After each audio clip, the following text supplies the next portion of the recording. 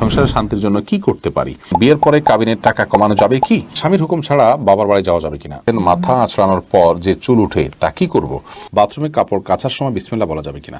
গোসলের পরে ভেজা চুল গামছা দিয়ে বেঁধে নামাজ আদায় করলে কি নামাজ হবে? চোখ বন্ধ রেখে সালাত আদায় করা যাবে কি? আমার বাচ্চা ছোট, তাই আমি শুধু ফরজ নামাজ পড়ি, এতে কি নামাজ কবুল হবে? চ্যাটিং এর সময় মিথ্যা কথা বললে কি গুনাহ হবে?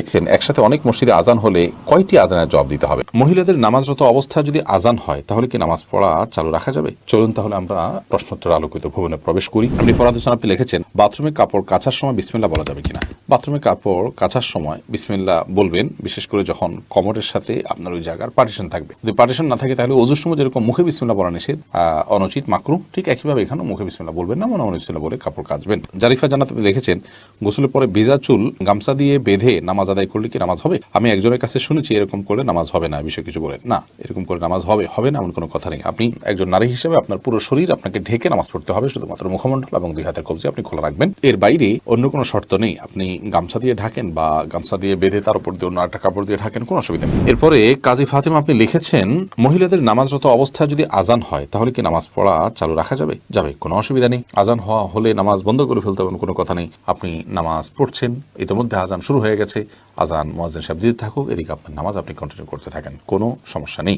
এরপর জেসমিন আক্তার আপনি লিখেছেন, গোসলখানা ও টয়লেট একসাথে থাকলে অজু করলে হবে কিনা? বাসা যদি গোসলখানা এবং টয়লেট একসাথে থাকে সেক্ষেত্রে ভেতরে অজু করলে অজু হয়ে যাবে, কিন্তু উত্তম হলো কমোড এবং টিপের মাঝে কোনো পার্টিশন না থাকলে, আড়াল না থাকলে সেক্ষেত্রে বাইরে অজু করবেন, এটা হলো উত্তম। কিন্তু যদি ভিতরে অজু করেন তাতে অজু হয়ে যাবে, কোনো অসুবিধা নেই ইনশাআল্লাহ। সাইয়েদ আবু হায়দার আপনি লিখেছেন, চেইনওয়ালা ঘড়ি পরে নামাজ পড়া কি নাজায়েজ? জানালে উপকৃত হব।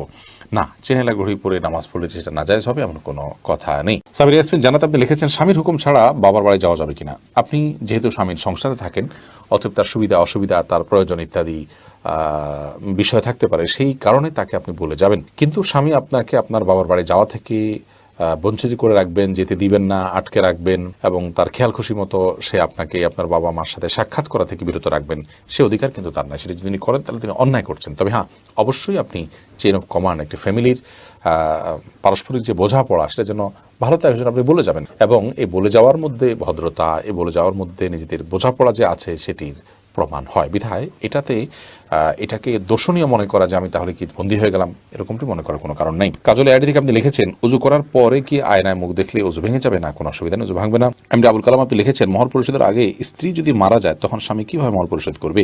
তার পক্ষ থেকে দান সদকা করে দিবেন, কিন্তু উচিত হলো জীবদ্দশাতেই মহর পরিশোধ করা। এরপর আমির হামজা আপনি ইউটিউব চ্যানেলে আমাদের প্রশ্ন করেছেন, আমার মেয়ের পেটে থাকা অবস্থায় মুখে একটি দাঁত উঠেছে, এটি কোনো ভালো লক্ষণ নাকি খারাপ লক্ষণ?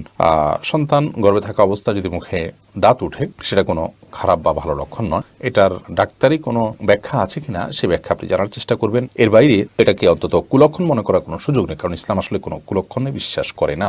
আফরোজা ইসলাম রানী আপনি লিখেছেন, নতুন ঘরে বসবাস করার আগে মিলাদ পড়ানো জায়েজ কিনা? নতুন ঘরে বসবাস করার আগে কোনো মিলাদ পড়াবেন না, এরকম কোনো নির্দেশ আমাদেরকে দেয়নি। আপনি নতুন ঘরে ওঠার সময় বিসমিল্লাহ বলে আল্লাহর নাম নিয়ে উঠে যাবেন। এর জন্য আলাদা কোনো আনুষ্ঠানিকতা আপনাকে করতে হবে, কোনো বাধ্যবাধকতা নয়। হ্যাঁ, আশপাশের লোকজন বা এলাকার মানুষ কিংবা আত্মীয় স্বজনকে ডেকে আপনি দাওয়াত খাওয়াতে চান আপনার খুশি একটা উপলক্ষে, সেটা সম্পূর্ণ আপনার ব্যাপার, শরীয়তের কোনো বিশেষ নির্দেশ নাই। আর এর জন্য মিলাদের আয়োজন করতে হবে কোনো নির্দেশ ইসলাম আমাদেরকে করেনি। আইরিন সুলতানা মাহি আপনি লিখেছেন, ট্যাপে অজু করলে নিচে বালতি থাকে, ফলে অজুর পানি বালতিতে পড়ে, সে পানি কি টয়লেটের কমোডে ঢালা যাবে? ঢালা যাবে, কোনো অসুবিধা নেই, বরং ঢালাটাই উত্তম। বিশেষ করে কমোড পরিষ্কারের জন্য, টয়লেট পরিষ্কারের জন্য বা কোনো গাছ ইত্যাদি থাকলে সেগুলোর গোড়ায় পানি দেওয়ার জন্য, যে কোনো কাজে আমরা এই পানিটা ব্যবহার করাই উচিত। কারণ অজুর যে পানিটা, এই ব্যবহৃত পানিটা এটা অন্য কাজে লাগানোটা কোরআন হাদিসের দৃষ্টিকোণ থেকে কোনো নিষিদ্ধ কিছু নয়, এটা নাপাক নয়। এটা আমরা হয়তো এটার মাধ্যমে পবিত্রতা অর্জন করতে পারবো না, কিন্তু অন্য যে কোনো কাজে আমরা ব্যবহার করতে পারবো। ধরুন কমোড পরিষ্কার করা কিংবা বাথরুমের ভেতরের অংশ পরিষ্কার করার জন্য পানি ঢালতে পারি, কোনো অসুবিধা নেই, কারণ এই পানিটা নাপাক নয়। এরপরে নুসরাত মাহি আপনি লিখেছেন, আমি আমার মৃত পিতার নামে যাই সাদকা করি তার সওয়াব কি আমিও পাবো? আপনার মৃত পিতার নামে যে সাদকা আপনি করবেন, আশা করা যায় আল্লাহ রাব্বুল আলামিন আপনাকেও এক্সট্রা হিসাবে তার সাদকার সওয়াব দিবেন। কারণ আপনি যেহেতু পরিশ্রম করেছেন, আপনি যেহেতু কষ্ট করেছেন, আল্লাহ রাব্বুল আলামিন সেজন্য আপনাকে বঞ্চিত করবেন না। কারণ আল্লাহ রাব্বুল আলামিন কাউকে তার পরিশ্রমকে পণ্ড বা ব্যর্থ হতে দেন না, যতক্ষণ পর্যন্ত সেটি আল্লাহ সন্তোষের জন্য হবে এবং সঠিক নিয়মে হবে। আফিফ হাসান শুভ আপনি লিখেছেন, টাকাতে ছবি থাকে বুক পকেটে রেখে নামাজ পড়া যাবে কিনা? যাবে, কোনো অসুবিধা নেই, কারণ সেটা প্রদর্শিত হচ্ছে না, ভেতরে আছি। নয়নে আইডি থেকে আপনি লিখেছেন, একসাথে অনেক মসজিদে আজান হলে কয়টি আজানের জবাব দিতে হবে? আপনি প্রথম যে আজানটি শুনছেন আপনার কানে এসছে, সেই আজানটির জবাব আপনি দিবেন, এর পরেগুলো দেওয়া আপনার জন্য নির্দেশিত নয়। আনাস চৌধুরী আপনি লিখেছেন, চোখ বন্ধ রেখে সালাত আদায় করা যাবে কি? এই বিষয়ে আমাদের একটা ভিডিও আছে, মেহরবানি করে সেটা দেখে নেবেন। চোখ বন্ধ রেখে সালাত আদায় করা যাবে অতিরিক্ত মনোযোগ সৃষ্টি করবার জন্য, কিন্তু এটাকে নিয়ম বানিয়ে নেওয়া সুন্নাহ নয়। নবী করিম সাল্লাল্লাহু আলাইহি ওয়াসাল্লাম স্বাভাবিকভাবে সালাত আদায় করতেন চোখ খোলা রেখে। একটি জয়ীফ হাদিস দ্বারা জানা যায় ইহুদিরা চোখ বন্ধ করে সালাত আদায় করে। তো সাধারণ অবস্থাতে চোখ খুলে সালাত আদায় করা উচিত, কিন্তু কখনো কখনো বা আপনার মনোযোগ সৃষ্টি করার উদ্দেশ্যে চোখ বন্ধ করে সালাত আদায় করলে সেটিতে অসুবিধা নেই। ফাতেমা পলি আপনি লিখেছেন, আমার বাচ্চা ছোট, তাই আমি শুধু ফরজ নামাজ পড়ি, এতে কি নামাজ কবুল হবে? অন্য কারো সহায়তা নিয়ে আপনি সুন্নাত নামাজ পড়া উচিত। মাঝে মধ্যে যদি এরকম হয় যে অন্য কেউ না থাকে এবং আপনি অনন্য উপায় হন, ফরজ সালাত ছাড়া কোনো কিছু পড়ার সুযোগ নাই, বাচ্চা অনেক বেশি দুষ্টমি করে বা কান্নাকাটি করে বা অসহনীয় পর্যায়ে চলে যায়, তাহলে সেক্ষেত্রে করতে পারেন, কিন্তু নিয়মিত এটি করার কোনো সুযোগ নেই। যেহেতু বাচ্চা যখন ঘুমে থাকে তখন আপনি করতে পারেন, বাচ্চাকে ঘুম পাড়িয়ে নিতে পারেন সালাতের সময়, অন্যের সহায়তা নিতে পারেন, অথবা হালকা পাতলা কান্নাকাটি থাকলে সেটাকে সহ্য করতে পারেন। অনেকে বাচ্চার প্রতি এত বেশি মায়া করেন যে বেশি মায়া করতে গিয়ে ইবাদত বন্দেগীর ক্ষেত্রে অনেক ছাড় তিনি দিয়ে নেন, যেটা উচিত নয়। হাফেজ মোহাম্মদ আরিফ বিল্লাহ আপনি লিখেছেন, ঘড়ি কিংবা চশমা পরলে নামাজ পড়া যাবে কি না? ঘড়ি বা চশমা পরা অবস্থা নামাজ পড়া যাবে, কোনো অসুবিধা নেই। শাহিদুল ইসলাম লিখেছেন, টয়লেটে কোরআন আয়াত মনে আসলে কি করণীয়? টয়লেটে কোরআন আয়াত যদি মনে আসে তাহলে সেক্ষেত্রে কোনো অসুবিধা নেই, বিশেষ কোনো করণীয় নেই। মনে আসবে ওটা ভাববেন, ভাবনাতে কোনো অসুবিধা নেই টয়লেটে। হোসাইন আপনি লিখেছেন, চ্যাটিং এর সময় মিথ্যা কথা বললে কি গুনাহ হবে যদি মন থেকে না বলি? মিথ্যা সর্বাবস্থায় গুনাহ, মন থেকে না বললেও সেটা গুনাহ হবে। এরপরে নাইম নূর লিখেছেন, মসজিদের ভিতরে কথা বললে চলে রসুলের ইবাদত নষ্ট হয়ে যায়, কথাটা কি সঠিক? না, এরকম কথা কোনো দেশে আছে বলে আমার জানা নেই। প্রয়োজনীয় কথা মসজিদের ভিতরে অবশ্যই বলা যাবে। নাজমা আক্তার লিখেছেন, মাথা আঁচড়ানোর পর যে চুল উঠে তা কি করব?